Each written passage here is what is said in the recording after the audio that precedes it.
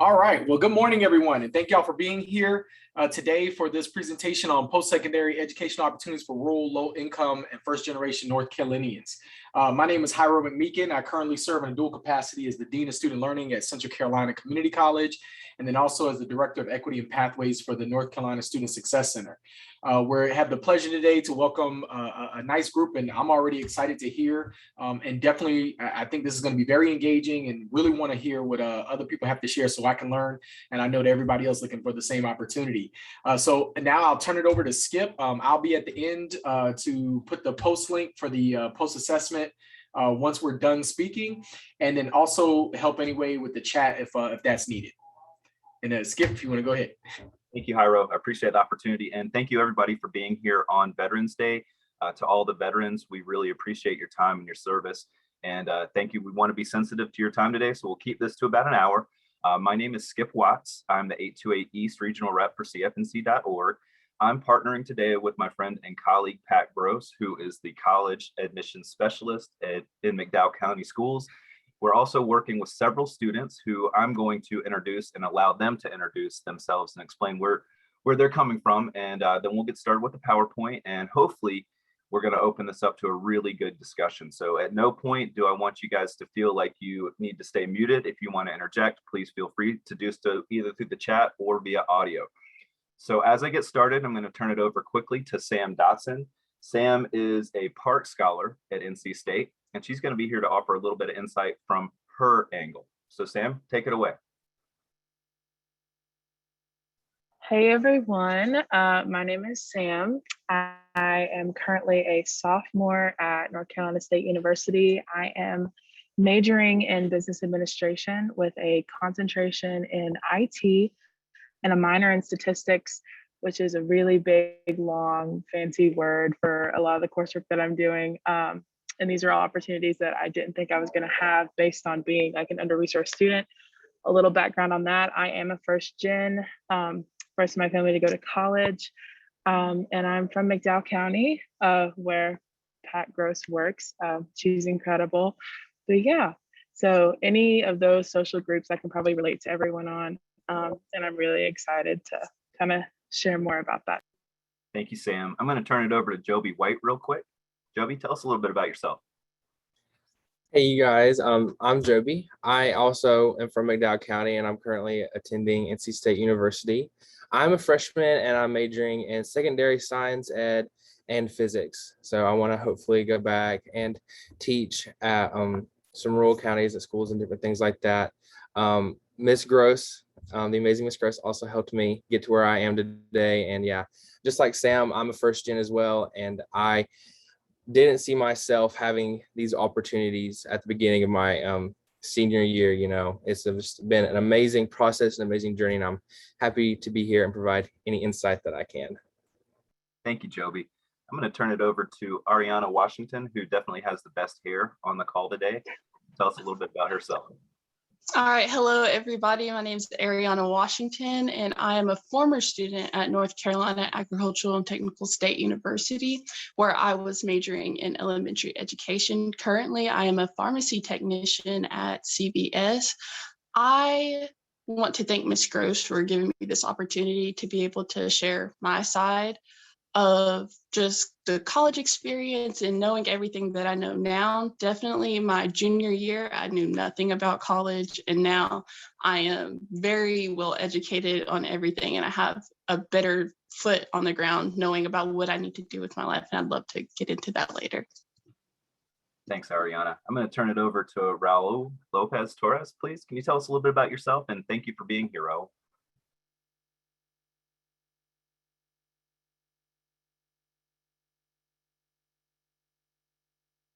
Okay, so it looks like Raul might be having some problem with his mic.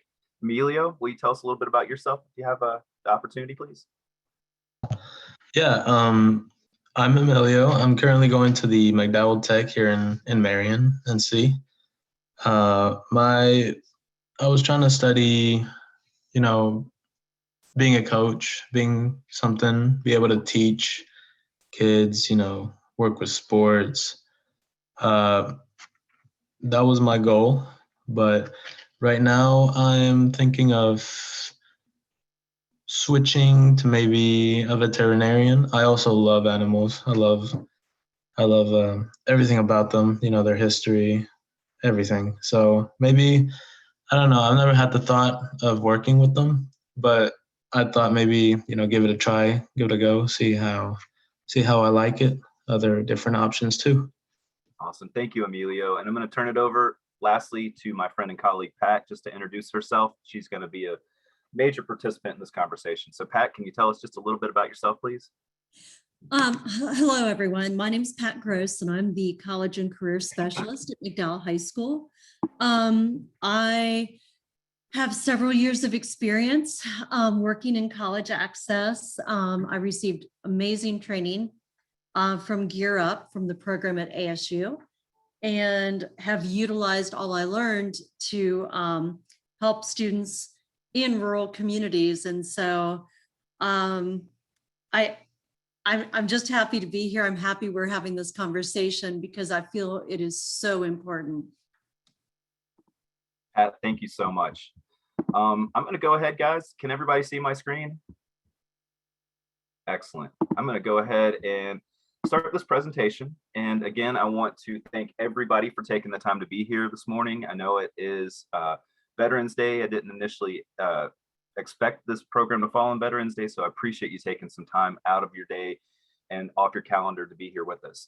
Our hope today is really to identify some of the hurdles that students in rural areas in North Carolina are experiencing when they're going through the college application process and the college access process. And what, again, I want to encourage is I really want to encourage everybody in the audience to feel free to chime in via the chat or via audio to, again, add to this discussion, because sometimes I think as educators, we don't necessarily understand the student's perspective. So again, I want to try to really have the students drive this conversation and offer any insight that we may glean and take into the classroom after this presentation. So first, I think we need to figure out what the question is. So how can we as educators and family members and community members better promote access and promote the resources that are available to North Carolina students? Currently, there are a plethora of different college access resources in North Carolina. Those range from Gear Up and TRIO programs to CFNC to the FAFSA. There's all kinds of opportunities out there. We just need to make sure that students are aware of where those are and how they can access them. We're also going to talk a little bit about the barriers that students may encounter in the college access model. That could include, family problems. It could include community struggles, economic struggles, planning problems. And also there's a trust factor that I think we as educators need to really work to hone in with students. If a student really trusts an educator, like obviously they trust Ms. Gross, they're going to be able to lean on that educator for important advice throughout their college experience. Now, I mentioned there's a bunch of resources. Students, at some point, I want you guys to tell me what resources you guys utilized when you were looking at different colleges, and also just help us to understand how we can better promote those resources so that students can take advantage of them outside of the classroom. And then lastly, we're going to try to give as much information directly to counselors and college administrators as possible, because again, I want college administrators to glean some information from the student perspective, because oftentimes we don't get to hear directly from the students. So real quickly, while I have all the students on the line, can you guys tell me about some of the barriers you guys experienced in and around the rural area that you came up in? That could be maybe your family's not wanting you to go to college because they were possibly worried about you moving away from your hometown and not coming back, or maybe there was a financial factor that came in. Can you guys offer a little bit of insight? Yeah, I can start. I would say my biggest barrier was definitely in that financial realm. I knew from the start that college was kind of going to be something that I needed to pay for or find a way to come up with the money for that. So that was a huge barrier. I'm very blessed and fortunate in the fact that I am a Park Scholar NC State. Skip kind of mentioned that in my intro. That's basically just a full ride scholarship program here at NC State. So very grateful in the fact that I don't have any student debt, but that's really just not the majority outcome for a lot of under-resourced students. That's really the sad part. And to be perfectly honest, I think that the biggest barrier that we kind of deal with is what I'm going to call the opportunity gap, where not saying that under-resourced students are less capable, just more so meaning that there are all these resources out there, but a lot of students have a hard time finding out about them or learning about them or hearing about them. So, you know, for example, Pat Gross knew that I had like a financial situation for college that I needed to deal with. So she was the one who introduced me to Park. There was really probably no other way that I would have found out about Park in enough time to apply for it. And that's kind of that opportunity gap where a lot of kids in these under-resourced areas don't find out about resources and opportunities in enough time. So counselors, supervisors, anyone on this call, it's really, really important for you to like promote these resources and kind of step outside of the AP classrooms and like step outside of the honors classrooms and kind of get into like the nitty gritty corners of high schools and middle schools so we can really find these like diamonds in the rough who just need a little helping hand to get them to a really good opportunity. Sam, that's invaluable advice. I think oftentimes we in the college access world fail to realize that starts in middle school. We need to start expressing and making sure that students know what opportunities exist early on so that they can be aware of programs like the Park early and start programming their education towards that. Now, Sam, if I'm not mistaken, you've created kind of like an outreach program for students regarding the Park. Can you tell us a little bit about that? Yeah. Oh, does it work? Can you hear me? I gotcha. Okay, perfect. Yeah. So I fell in love with the Park Scholarships program. Everything that it's doing, yes, it's a full ride and that's incredible, but it's honestly a priceless investment. That there's not a lot of under-resourced kids here or a lot of perspectives like that. So I created my own program. Can y'all still hear me? Yes, absolutely. You're good. Okay, perfect. Sorry, it showed up that my internet connection was unstable and I was like, oh no. Okay, so anyways, I started a program called Pyro. It stands for Park Under-Resourced Assistance.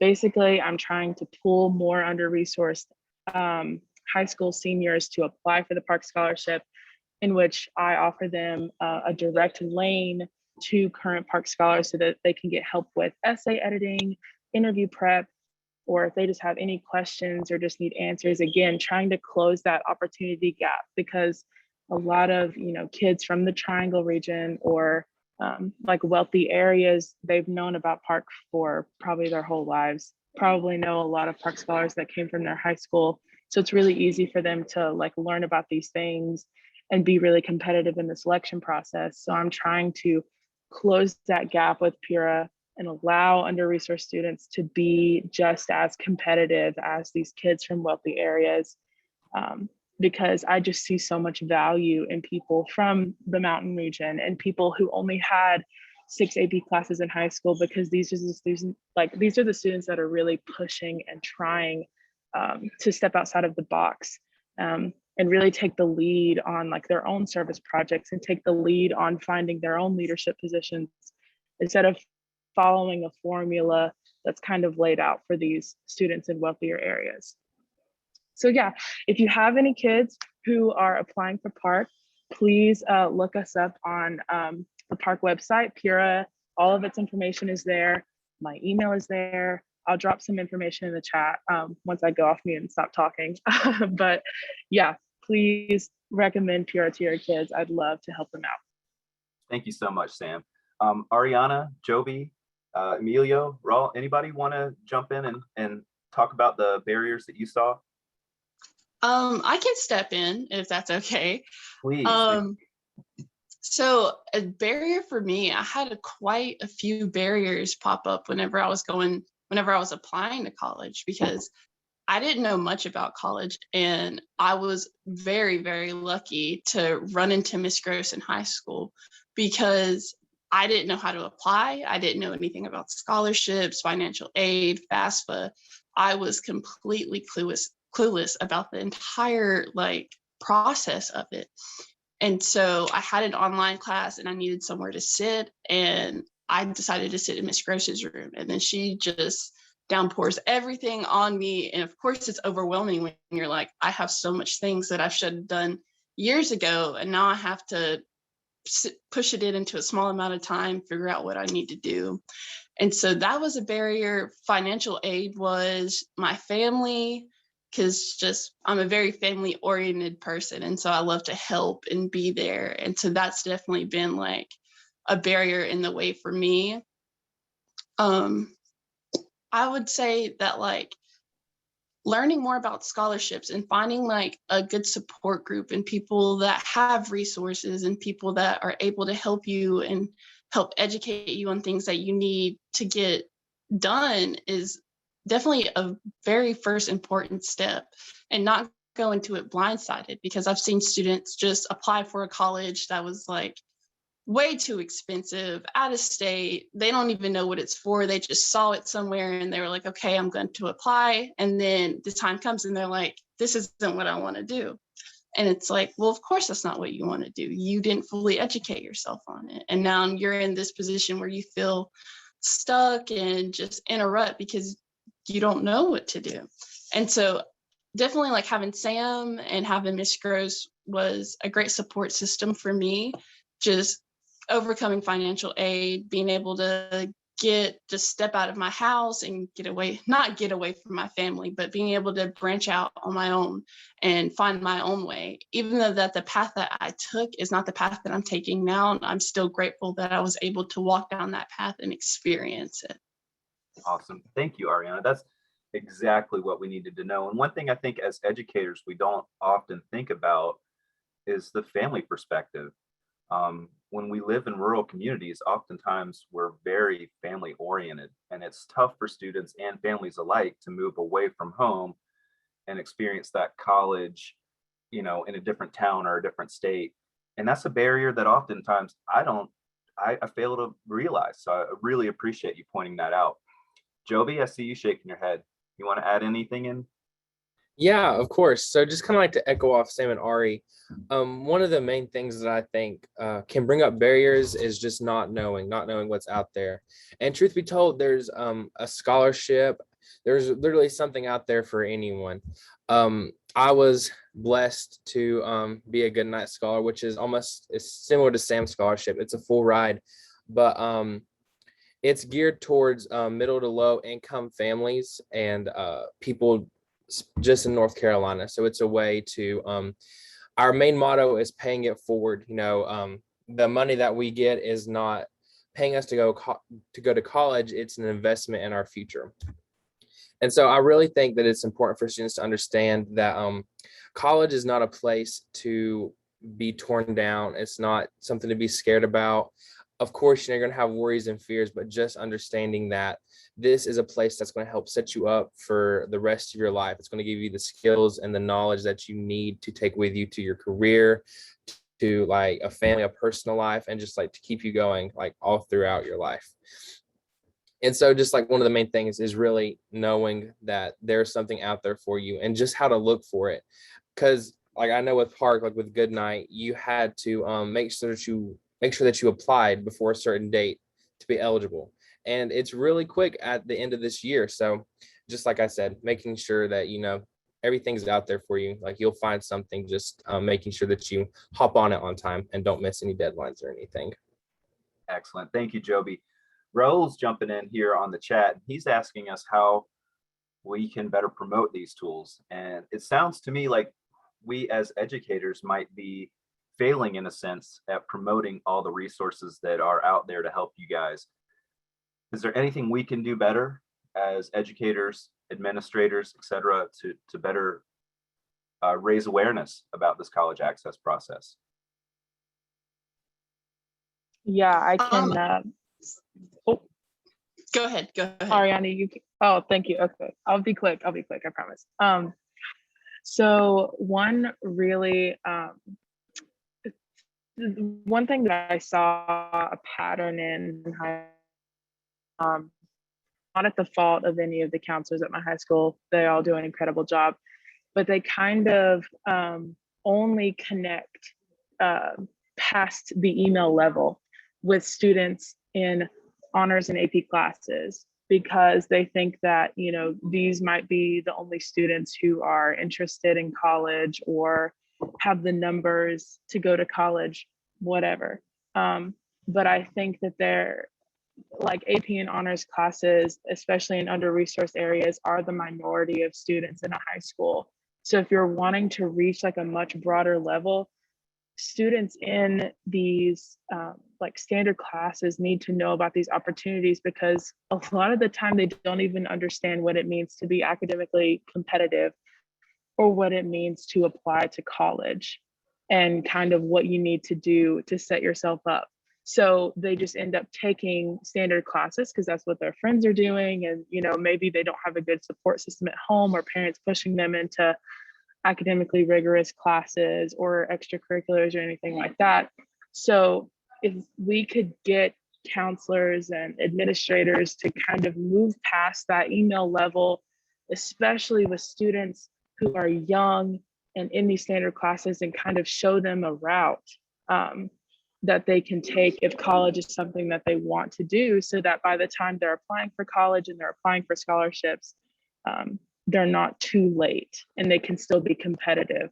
That's really, really important, because I will say, if it wasn't for one of my teachers my sophomore year, I would not be in the position where I am, because of her. She was the one who kind of like showed me the ropes and taught me everything, because my parents didn't know any of that. So yeah, moving past the email level with students specifically who are younger and in those like standard classes to kind of show them the opportunity available. Great, Sam. Educators, we're hearing right from the students. We need to do a better job of reaching out to all of our students, not just the AP and honor level students. Ari, I heard you chiming in. Yeah, so I'm gonna backpedal off of Sam, because what she had to say was amazing. So I know it's hard for educators to reach every single student that's in the school, or like that are just seniors. It's very hard. Like I know Miss Gross, she was incredible with constantly sending out emails and always telling kids, check your email, check your email. And then, but you know, students aren't going to do that. Like most students just, they like, oh, email, they don't find it important. At least that was my perspective from the group that I was around when I was in high school. And so the way that I tried to help when I was in high school was advocate for Miss Gross. I would talk to my friends and I'd be like, hey, this woman, like, she will help you. Like, I see, like, you're in a rut, like, you're in a perfect place to go talk to her right now and get your foot on that path. And so, not saying like push that responsibility onto students, but just ask them to advocate for you, because sometimes students have a problem with authority. They're like, oh, this teacher wants me to do this, this, and this. But then hearing it from another student and hearing another student's experience, it motivates them to go in and talk to that college admissions counselor, or just talk to a counselor about college. And I had quite a few friends end up coming and growing a relationship with Miss Gross. And now they're in college because I helped them take that one step. Whenever at first they were thinking like, oh, talk to her, never. But then now, like, they're in a great place in their life, because it just takes like that one person, that one student, to talk to another student and be like, hey, you need to do this. It's actually really important for you. And so trying to reach them beyond an email level, I understand it's hard. And I've seen counselors come into classrooms and be like, hey, apply for this scholarship. It's great. But then these students don't know really what scholarships are. Like, they don't know that it's an investment for their future. They don't know what they want to do. And so having like that sit down with a student, and then having that sit down with a teacher, figuring out what they want to do, what path to take, what steps to take.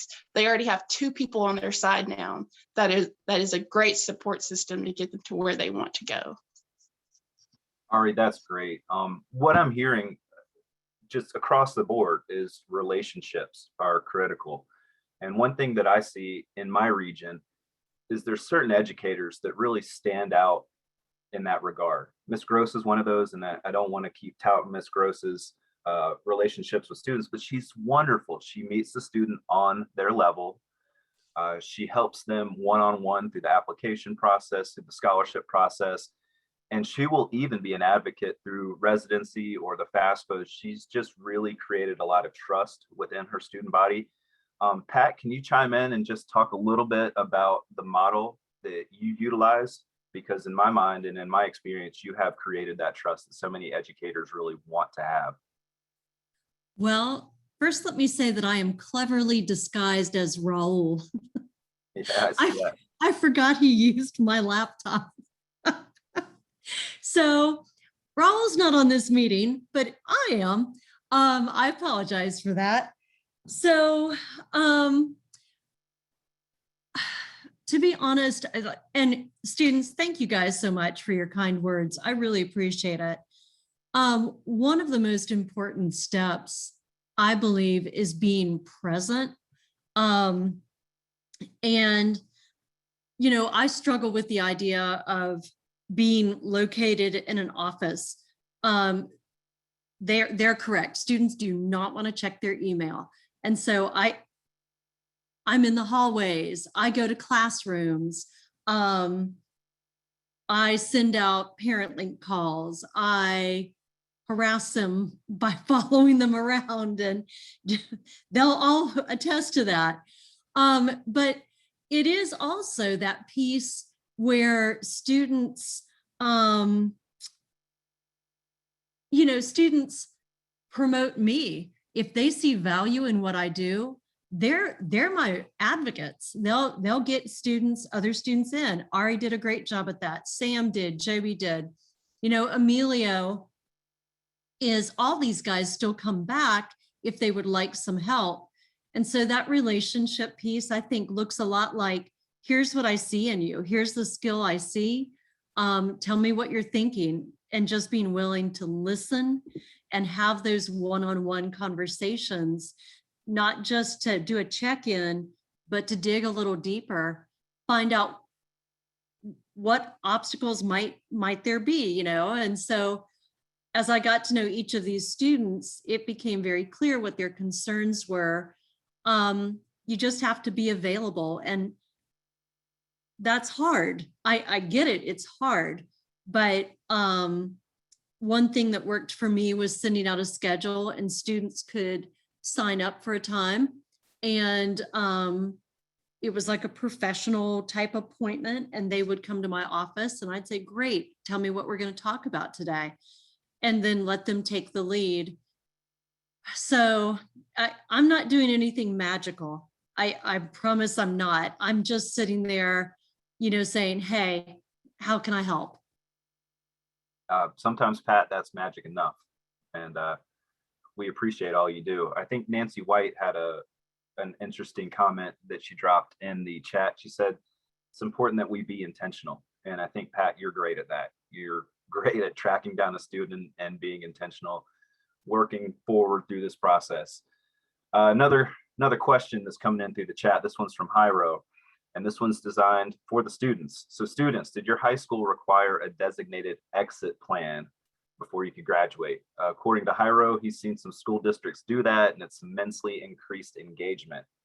What are your thoughts on this, guys? Like some kind of exit plan, like, I'm going through high school because I want to be a plumber. I'm going to go to McDowell Tech, and this is what I'm going to do after high school. Did any of y'all have anything like that in high school? And would it be beneficial? So Hey, hey, Sam, Yeah. before you jump in, and Ari and Joby and Emilio, just remember, there was that exit survey that you had to do. And I think counselors may have met with you. I know it's been a while since you guys have been at the high school. I don't know, so I can't really speak to that. So I'm going to jump off, but that might be one of the things. So can you guys hear me? Yes. Okay.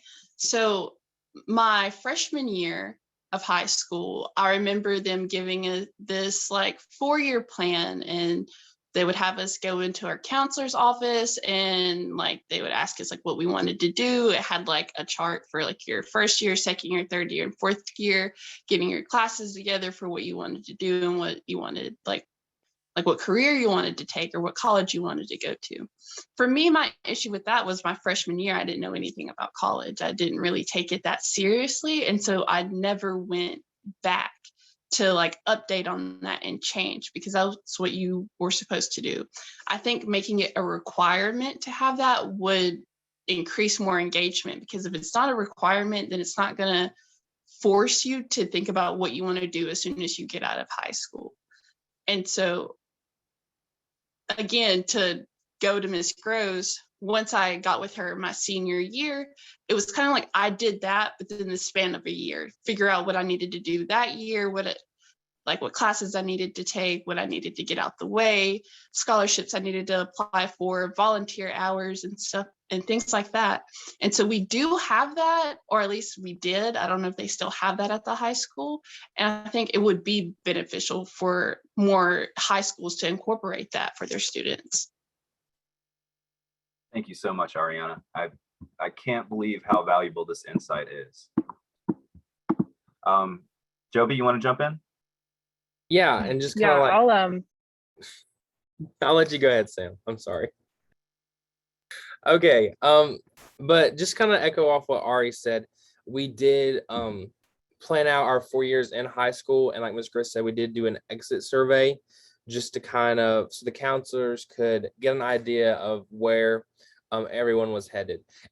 But I do think it's a really good idea to kind of sit down, hopefully, definitely before senior year, and think about, okay, this is maybe where I want to go, and not necessarily focus on not necessarily on like exactly like this is the college I have to go to and this is exactly what I want to do, because I know personally for me, all the way up until like senior year, my career path was changing constantly. I was going back and forth between different things, but just having the students kind of plan out a broad idea of, so I may want to go to a couple of these colleges I really like, and the idea of being in the STEM field, the education field, I think that would really help get students active and excited about graduating, because, you know, it can kind of be sad in a way, like, oh, I'm growing up, like I have to start making decisions for myself, like doing things that could impact the rest of my life. But just having a plan made out so students don't completely feel like they're going out there blind without knowing really what to do, I think can help give them certainty and get them excited about their next steps in life. But Sam, I'll hand it over to you. Thanks, Joby. Thank you, Joby. Yeah, so we all went to the same high school, so y'all have already heard the spiel about 4-year plan, exit survey, whatever. But I will say one thing that is important is that, as they both said, when you're a freshman, you don't really know kind of what's going to happen senior year. Where I am right now is completely 180 from where I thought I was going to be when I was a freshman in high school. So counselors, advisors, educators need to like allow these lanes to have wiggle room, and also allow these freshmen to say, I don't know, and let them sit in that pool of I don't know. Because when you're forcing people to make a decision, they can kind of lock their eyes on whatever sounds good in the moment. And then now they're on this plan for the next 4 years that, you know, they're not even allowing themselves to experiment in different things and kind of dip their toe in different pools to see if they like different stuff. So yeah, I think it's great to engage in students and require them to start like thinking about these things, just so that they're prepared when they're seniors to apply for college, if that's what they want to do. But also allowing students to literally just say, I don't know. And instead of trying to push them into a field that just because they're good in a science class doesn't mean they want to be pre-med. And I think just for an example, so like a lot of counselors will kind of like push them in that field or something like that. Personally, that happened to me, but I do not want to do anything in health. So anyways, I just think that you should more so encourage students to join things like DECA or band, or join a sports team, or get involved in like a service project, and kind of just like meet new and different people, and kind of like gauge your interest in those areas. So yeah. Anyways, everyone did a great job. Thank you so much. Jump I'd in, like Pat. to add, I'd like to add something to that. As a former classroom teacher, one of the things that I think is so important for teachers to do, all teachers, is to point out to students what they're good at. And maybe areas, a lot of times students would come and say, I want to be a doctor. And I'd say, wow, great, tell me why. And maybe their why was, well, I just want to help people. And they were terrible at science, like terrible at science and math, but they wanted to be helpful. And so that's when you can say, gosh, I see you're really helpful, and you take such good care of your friends, and they seem to really rely on you for your rock solid advice. Have you ever thought about counseling? I ask students all the time, tell me what you're good at, and they all look at me like I'm crazy. And I say, well, hasn't a teacher ever pointed out something that you're good at? And they say, no. And I'm like, uh-oh, this is a problem. And I think back to my days in the classroom. I'm like, oh man, I really dropped the ball. I should have been telling every single kid, like, this is what I notice about you. This is a strength. And so now I wish I could go back and see all my former students and say that. But the teachers have such a strong relationship with these kids, and I think they can help guide them just by pointing out strengths.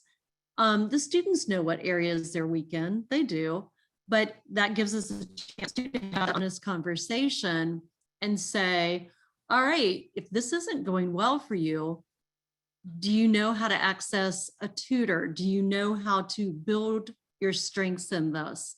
And if you say you want to be a doctor and you have a D in biology, let's talk about what that looks like the next time around. Like what you need to do if you're still determined to be a doctor. Thanks, Pat. That's really insightful. Guys, I've got a list here of different information and resources that students can take advantage of. Oftentimes, I think some of these resources get underutilized. For example, I had somebody in the chat mention that the career services programs at the community colleges can be a great resource. Oftentimes, we don't realize how many resources are on cfnc.org. There's all kinds of free scholarships in there and all kinds of applications for college and all kinds of opportunities to help you plan out your next 4 years. Students, what resources out of the ones I have listed here did you rely on most? I have a feeling it's probably your school administrators and teachers. I'll start first with this one, but yeah, definitely teachers and administrators and counselors were the big thing, I feel like, at our school. I know, just like Sam, that I had a couple very influential teachers in my life that like showed me, that led me to want to become a educator myself. And I think it's really important that once teachers make those connections and they realize that they've impacted the student, is just to kind of like keep guiding them through their high school career, like all the way up until college, because especially like around applying for college, I know that I really needed the support during that time, and I assume Ari and Sam did as well.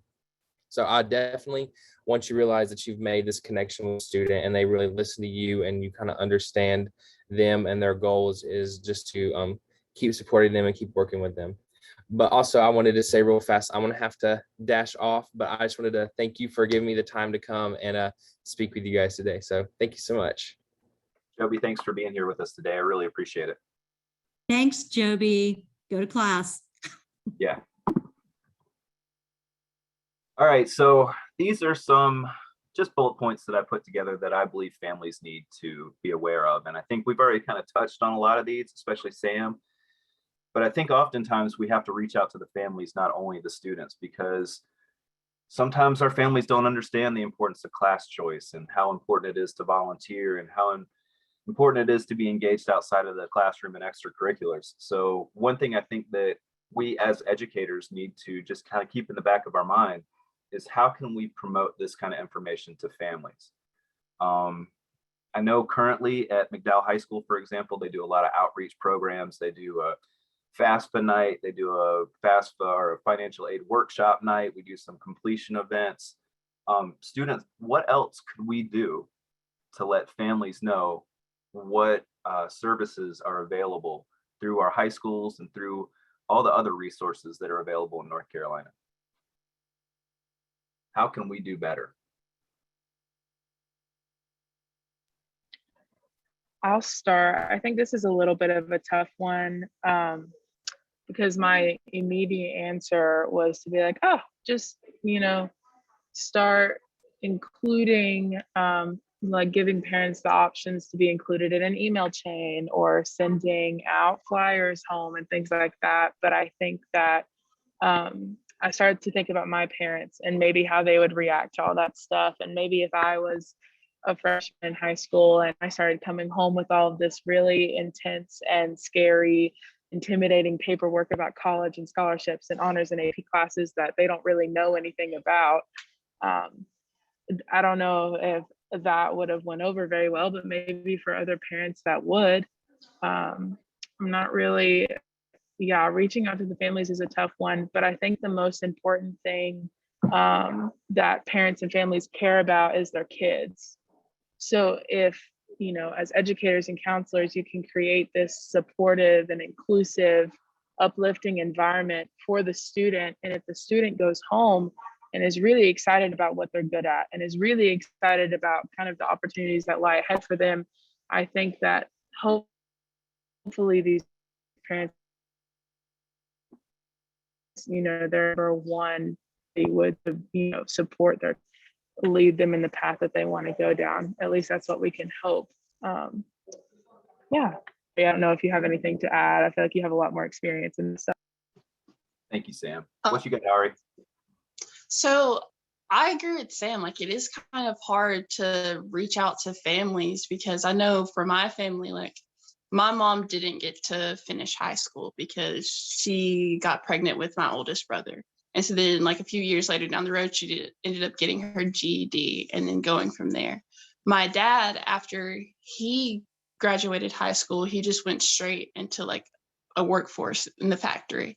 And that's what he's been doing his entire life. So they haven't valued education the way that they should have, but it's not really their fault. And I don't blame them because it's not something that was shown as important to them until like later on down the road. When I'm like coming to them, I'm like, I need you to do this, this, this, this, and this. But like one thing I can say to go with what Ms. Gross said is uplift your students more. Ms. Gross was the first teacher to ever tell me that I was good at writing. I needed help with an essay.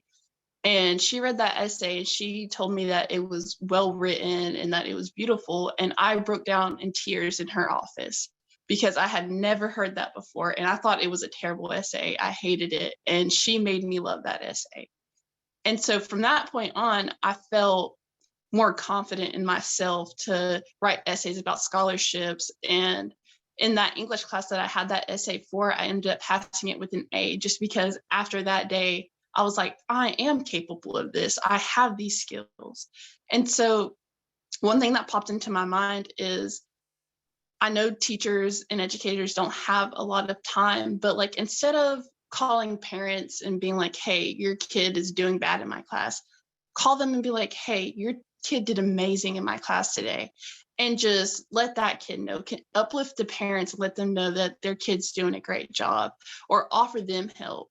And then offer that student help, continue to just encourage them and keep them going, because I never had a teacher tell me I was bad, but I never had a teacher tell me I was good.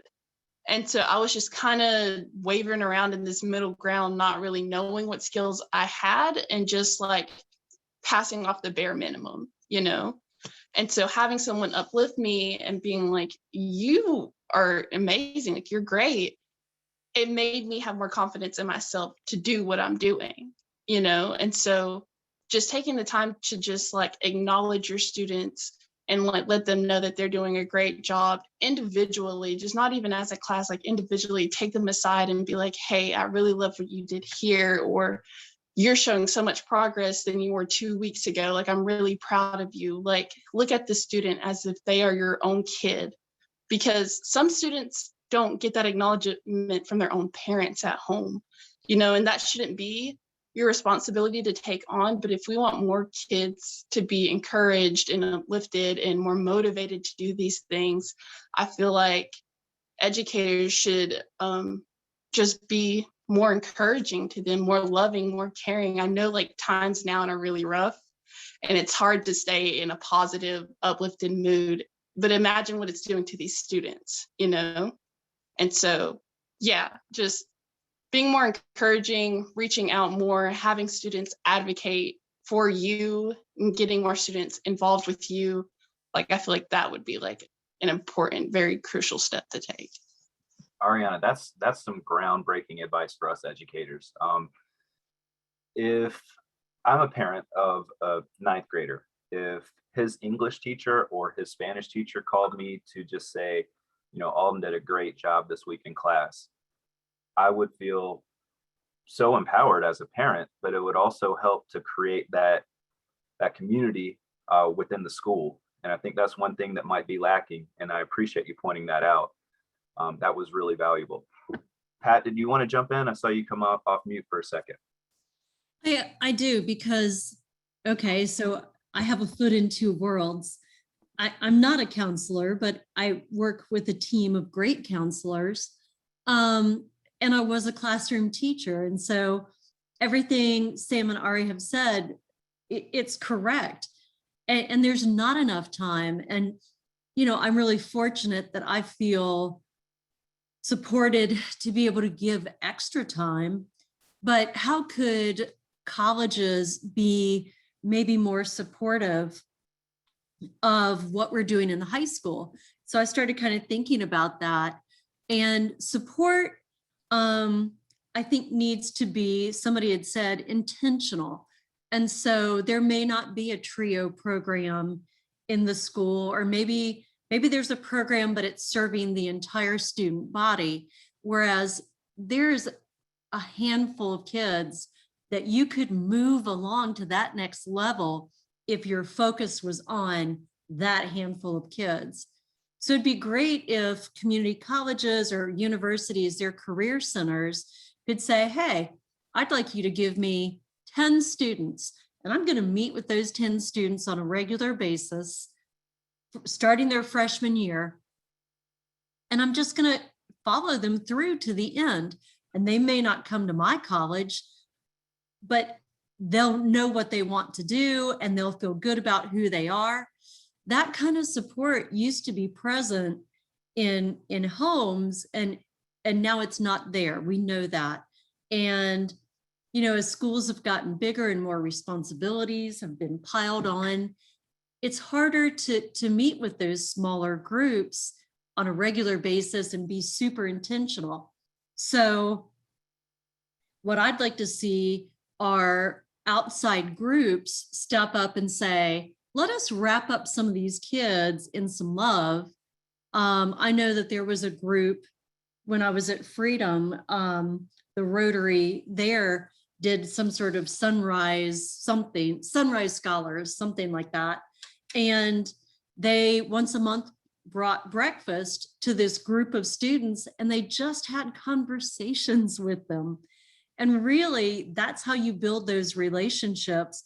And those guys in the Rotary, those men and women, were willing to help those students move through those 4 years. And then they helped them with all their college stuff. And they even gave them a small scholarship. So that's what we need more of. Yep, being intentional. And also, different access points. It might not only be the college, it could also be a faith-based organization. A lot of youth ministers could really be of benefit in this respect. It could also be employers. It's a community affair. And I think we all need to get involved in helping our students push forward. These are some bullet points that I put out that I think students need to know. It sounds like we've covered almost all of this information today. Ms. Gross, you do a great job covering this information with your students. What else do we need to know, students, before we let you go for the day? How else can we better serve students in North Carolina and rural populations? I think we've done a lot so far. Maybe we can just tie it in. Is there anything in the chat that we need to discuss further? I want to feel like we've had a really comprehensive conversation today. I do want to say, like, Emilio, if you're still on here, Emilio's parents they're college educated, but not in the US. And so when he started his classes at McDowell Tech, there was a struggle because I don't think they really knew how to help him. And I know that he had a tough time. So Emilio, if you're on here, you can speak toward that. I don't want to speak for you, but there does need to be some sort of really good bridge between high school and college. Skip, you and I have talked about summer melt. And so somehow we've got to figure out how to create, like, the relationship I have with these students. I have someone in place at colleges and universities who I know and trust, and I can connect those students to and say, here's your new friend. Like, this is your go-to. I can't be there with you, so let me pass you off. If I could have that, I'd feel, and I do have that with some colleges, like, I know who I can call at Western Piedmont. I know who I can call at Western Carolina and at McDowell Tech, and at North Carolina State. But I need more. Can I chime in?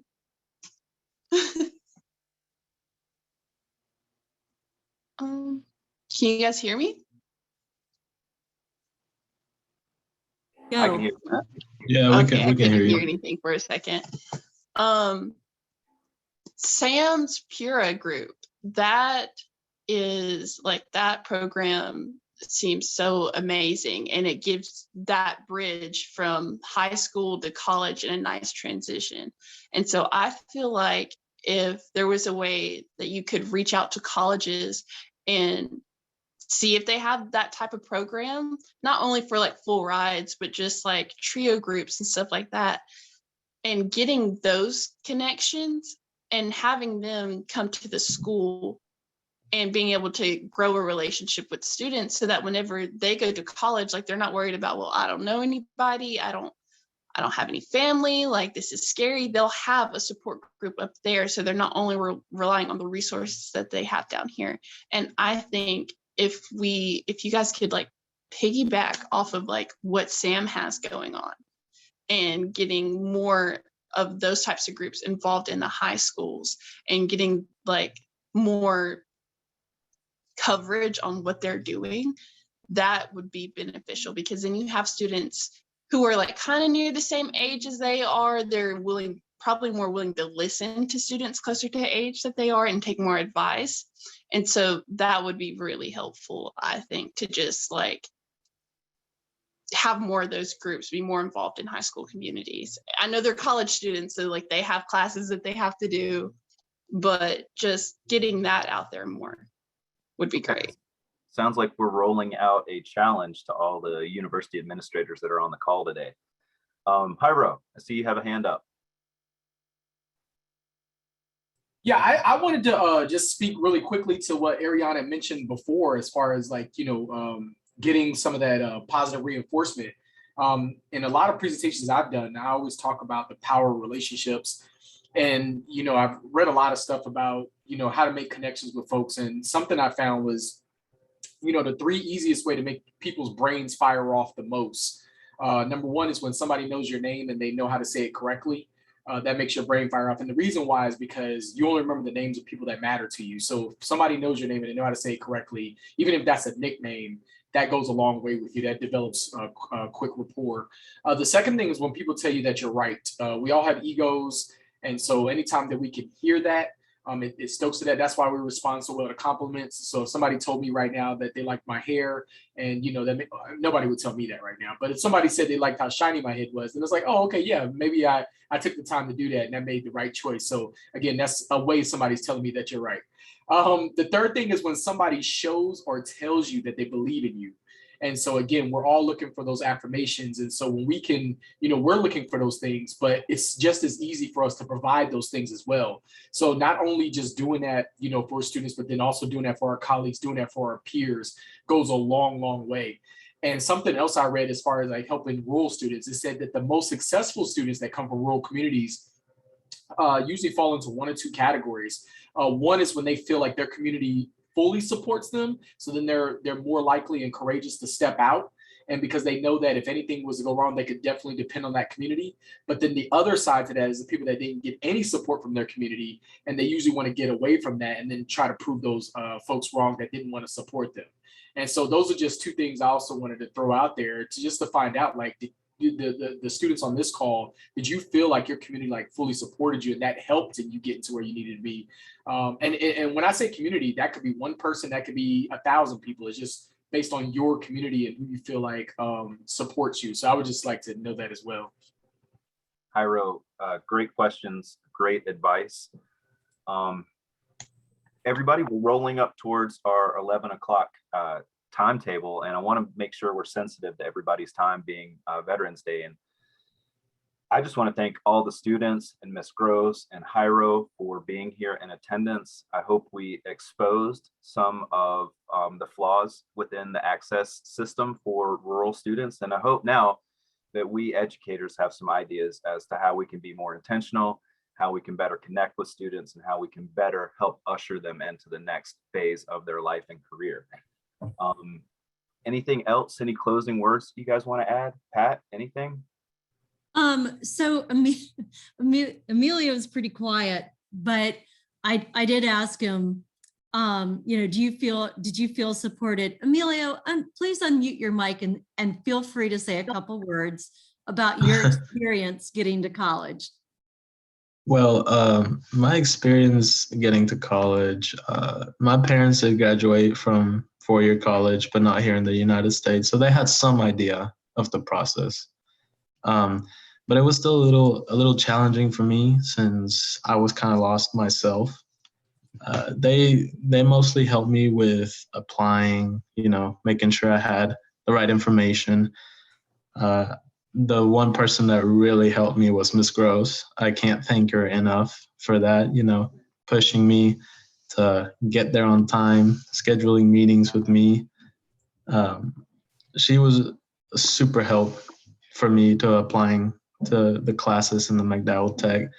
And I'm also looking forward to, after I get out of here, the McDowell Tech, and go to a university. I'm looking forward to getting some more help from Ms. Gross. But other than that, my experience wasn't that bad. I thought it would be very challenging, super hard. I thought it would bring a lot of stress to me. But no, we took it slowly, step by step, and it doesn't seem so hard at the end. You finally get there. You know what you want, and yeah, you just keep on going. Thanks, Emilio. Thank you. This is not like a Pat Gross, like whatever. There's lots of Pat Grosses out there. The whole deal is like connect, like build those relationships, help kids break it down step by step, help them understand the value in planning ahead, or the value of like taking a task at a time and like planning out weeks. Sam is key at planning. Ari did a great job with that too. So just people who can be a constant presence even though students like teenagers, it's their job to not want adults to be a constant presence, but they kind of do want that. So you just have to be annoying and that it'll be okay. Oh gosh, great advice, Pat. Anybody else want to jump in, chime in with some experiential advice or insight? We got just a minute or two left. If not, I want to thank everybody so much for being here today. I really hope that our students offered some discussion points that we can take back to our offices and hopefully improve our outreach efforts in the future. Students, I can't thank you enough. It's so rare that we take an opportunity to listen directly from you guys, and I think we should do it more often. So thank you for taking time out of your day. I really appreciate it. I'm going to get your contact information from Miss Gross, and we'll figure out something to do. Maybe we'll go out to lunch or something when you guys are back in town. Again, Miss Gross, thank you for being here. Pyro, thank you for administering this. I look forward to the continued conversation. Thanks a lot. Yes. Oh, and Pyro's got a Bit.Ly survey up in the chat that we need everybody to complete if possible. Yeah, please, just again, because this helps us collect data to figure out how we can improve and, you know, what sessions we need to bring back and things of that nature. So please fill that out. It should take you about 3 to 5 minutes to fill out. So if you could please do that for us, we would greatly, greatly appreciate it. Thanks, everybody. Have a great Veterans Day.